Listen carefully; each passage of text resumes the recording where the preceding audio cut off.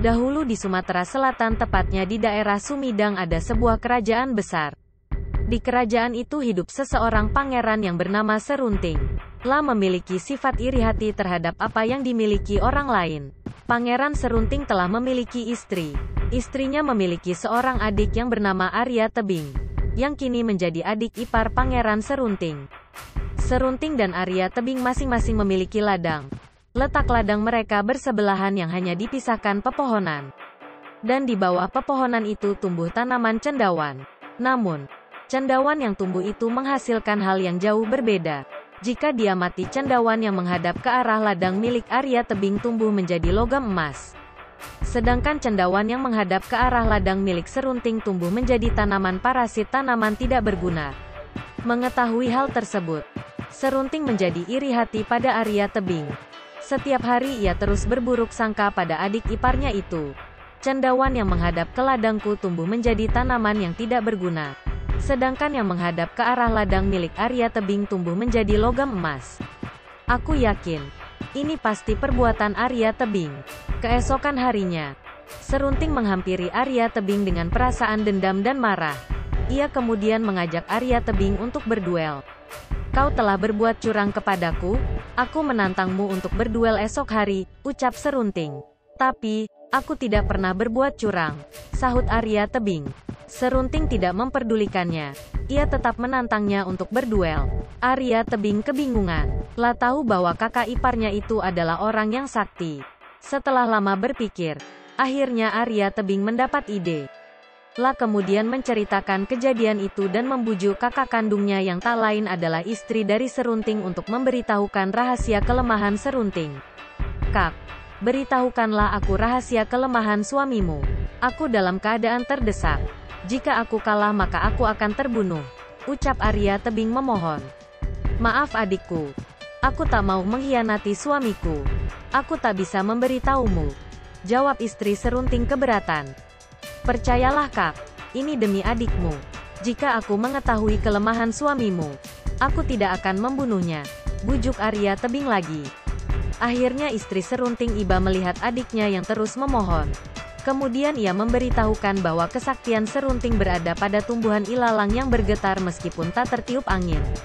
Keesokan harinya, sebelum bertanding, Arya Tebing sudah menancapkan tombaknya ke ilalang yang bergetar meskipun tak tertiup angin. Serunting pun akhirnya terluka parah dan kalah.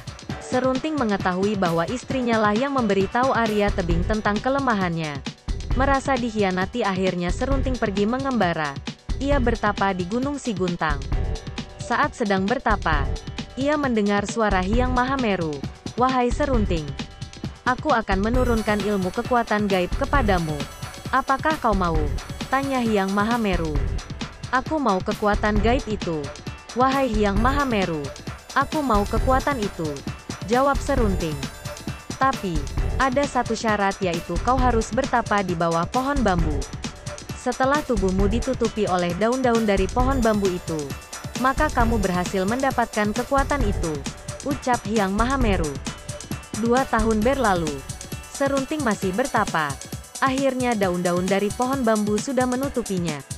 Kini ia memiliki kesaktian, yaitu setiap perkataan yang keluar dari mulutnya akan menjadi kenyataan dan kutukan. Suatu hari, ia berniat ingin pulang ke kampung halamannya, di Sumidang. Di perjalanannya, ia mengutuk semua pohon tebu menjadi batu. Hai pohon tebu, jadilah batu, teriaknya lantang. Dan dalam sekejap, pohon-pohon tebu tersebut menjadi batu.